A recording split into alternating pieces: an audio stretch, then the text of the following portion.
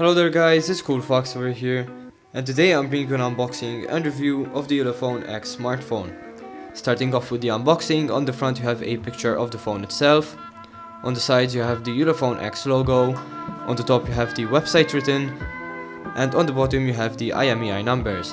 On the back you have the specs listed as well, which boast an all-screen, which is basically a marketing term used for the aspect ratio on the phone itself, the MDK6763, which we'll check the performance of a bit later on in the video, 4GB of RAM and 64GB of storage, a fingerprint sensor, dual cameras which we will take a look at later as well, a 5.85-inch display which is of HD quality and not full HD, so you will not be able to see 1080p videos on this phone, 3100 mAh battery, and this also features Android 8.1, which is actually very nice to see considering that Chinese manufacturers usually do not update their phones once they are released. Opening up the box, inside you will find the phone, and setting that to the side, underneath you will find the SIM ejector tool as well as this divider, and underneath you will find a screen protector. Now this screen protector is transparent and this is just a protective film for the protector itself, a USB OTG cable, a micro USB for charging which we will take a look at later since this is actually not standard,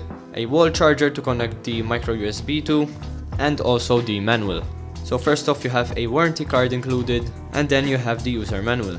So opening it up you will find useful information, for example on how to put in the SIM card and an SD card, the different features of the phone, and all the other usual items that you would find on other user manuals. It is nice to see that this booklet is actually colored, and it is also nice to see that there are different languages included inside.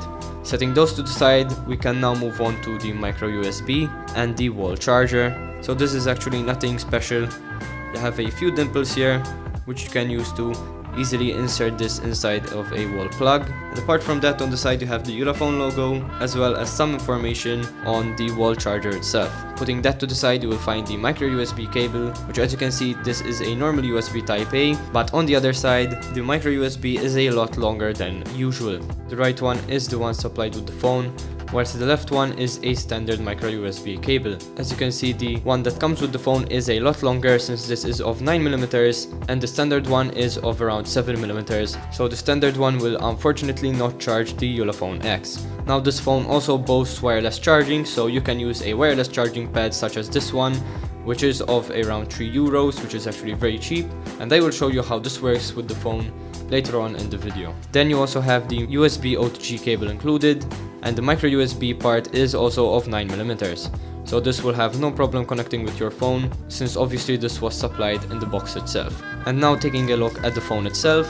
Taking the phone out of the sleeve you will see that it has a screen protector on. Now this was obviously taken off before, and just for the sake of this video I have put them back on, so obviously you will not see all of this mess when you first unbox the phone. Taking this one off you will see that there is also a screen protector pre-installed on the phone itself, which I did also take off just to test the glass underneath this plastic protector. And on the back you will also find another screen protector, which was also taken off before this video was shot. Taking a look at the phone itself you can see that the aspect ratio, being one of the newer aspect ratios on the market, as you can see on the front glass here, the phone has been scratched multiple times in different places, and as you can see this one right here is actually pretty deep, and it is not a smudge since I have tried to remove this countless times, and these came after a few weeks of use. I did take a lot of care to not scratch this phone, so these came out of nowhere, and this basically shows that the screen itself is very fragile, so be careful, and I would recommend just leaving the screen protector on just for the sake of scratches. Apart from that, on the front you have the front camera, which I will have samples of later on in the video, the speaker grill for calls, underneath you will find the chin which has nothing on it, then here you will find the micro USB, the speaker, and also a microphone, the antenna bands here. On the left side you will find the SIM and SD card slot. On the top you will find a headphone jack, which is nice to see since most phones these days do not come with it. On the right side you will find the power button and the volume rockers, and apart from that on the back you will find the dual cameras, which we will talk about later on in the video, the LED flash, and also the fingerprint sensor. On the back here it is also scratched a lot, and these came after a few weeks of use as I said before, same as the ones on the front of the display. Something else to keep in mind is that the power button is placed on top of the volume rockers, whereas normal phones have the volume rocker on top of the power button itself. But after a few days of use, you will get used to this very easily, turning it on and putting in the pin. I did install a lot of apps just to test out this phone, and here you can tell that this is actually very fluid. So there are no hiccups at all, which is great to see. The buttons themselves are very tactile, so this is also very nice to see on a budget phone at this price. Now checking out the battery, for some reason in the settings themselves it will not list the screen on time, which is very annoying, so I actually had to run PC Mark. Going into my device, you can see that this had a screen on time of 7 hours and 14 minutes. Now this is obviously under load, which is actually very nice to see considering that this has a 3200 mAh battery. These are very good stats. Wireless charging on this phone works really well, and here I have a cheap wireless charger which goes for around €3. Now this charger itself is very cheap, so the charging rate will be pretty slow.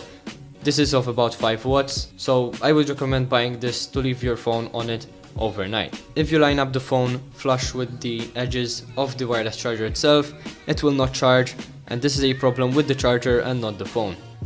I do have a more expensive wireless charger which goes for around €10, and it is also a phone stand at the same time, which works really well since it has 2 wireless charging points. This one only has one, and it's located somewhere over here, so you have to line it up kind of like this for the phone to start charging. So I would recommend using this only to charge it overnight.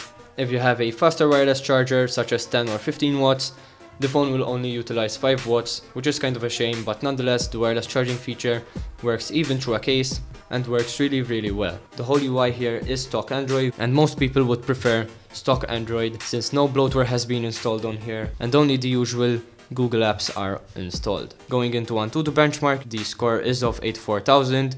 Anyways, at this price, 80,000 for an AnTuTu benchmark is pretty good, since this has the MTK6763. I did also run Geekbench, and this scored an 840 on the single core and 3498 on the multi-core, which is nothing special, but comparing this to other phones at this price point, it is what you should expect.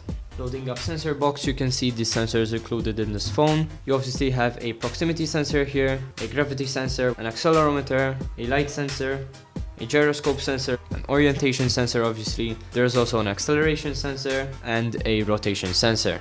Loading up GPS test, this works very well. I have also used Google Maps with this phone, and the GPS has worked really well, giving me a precise location, which is actually great to see on a budget phone, since most phones at this price also do not include a very good GPS sensor. Here you can tell that the accuracy is of around 4 meters.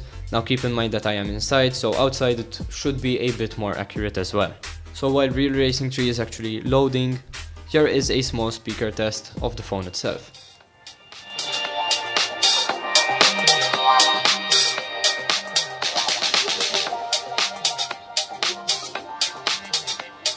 So this is a mediocre sounding speaker, which is good for this price point, and I did not expect much more or much less. And just before that, I will set the graphics settings to high, since this can only support up to high graphics, since extra high, as written here, is only supported by a few devices.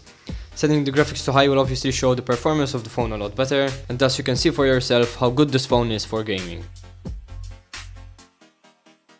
So here the loading intro is actually very smooth, and loading up a game will not take that long either. And here you can tell how laggy it is on high graphics settings.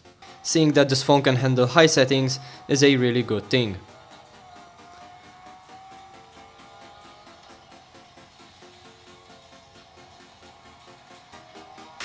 Testing out another game here, we can load up Altos Odyssey. As you can tell, this is playing at 60 frames per second, which is great to see on this phone considering the budget.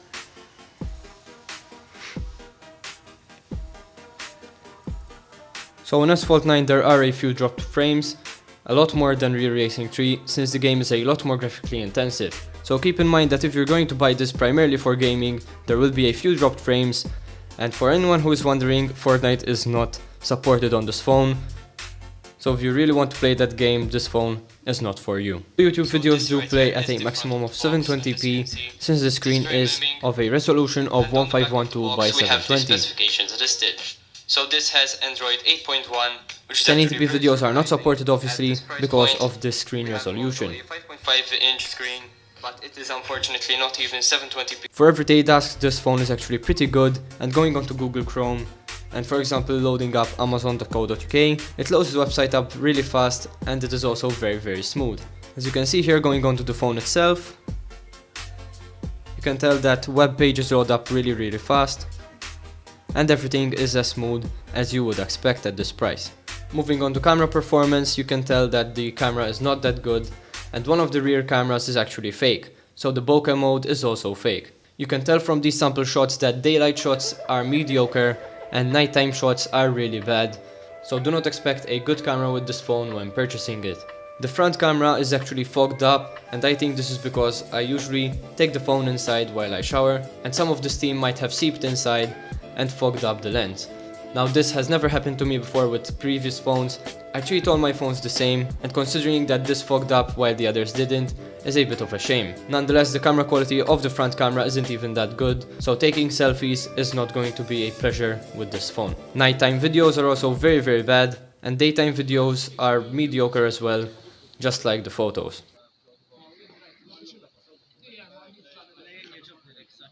Going through the different modes here, you have video, photo, beauty, which is found on almost all of the phones coming from China, SLR, which is the bokeh mode, which is also fake, and panorama, which I will show a sample of right now. Going into the settings, you can see that you can toggle location, you can mute the camera shutter, you can also toggle on grid lines if you want to take photos with that, and the video quality does go up to a maximum of 1080p. Going into the photo settings here, you can tell that there is also a brand watermark which is by default turned on. You can also change the picture size and aspect ratio considering on how you want to take your photos. If you want to buy a case for this phone, there are very few cases on the market, and the one I found best is the Ulefone original case. Now I bought this from Banggood for around €5, and considering the price, it's actually not bad. I hope you enjoyed this video, guys. If you did, please leave a like and subscribe for more content.